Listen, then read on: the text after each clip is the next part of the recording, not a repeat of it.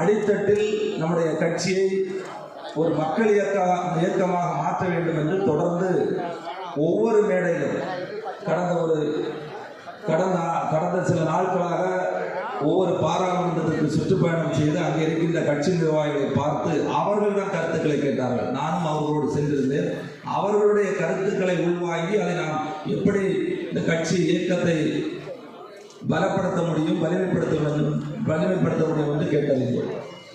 ஆகவே என்னை பொறுத்தவரையில் இன்றைக்கு கட்சியினுடைய மாவட்ட தலைவர்கள் கிட்டத்தட்ட நம்முடைய தமிழகத்தில் கட்சி மாவட்டம் என்பது 77 மாவட்டம் இருக்கிறது. ஆனால் கட்சியில் இருக்கின்ற மாவட்ட தலைவர்கள் அவர்கள் தொடர்ந்து அகில இந்திய காங்கிரஸ் கமிட்டி கொடுக்கின்ற அஜெண்டா என்னென்ன தீர்மானம், அவர்கள் நாளைக்கு போராட்டம் நடத்த வேண்டும் அல்லது 2 ஆர்ப்பாட்டம், தர்ணா, இப்படி பல போராட்டங்களை நம்முடைய காங்கிரஸ் பேரியக்கம் அறிவித்திருக்கிறது. ஆனால்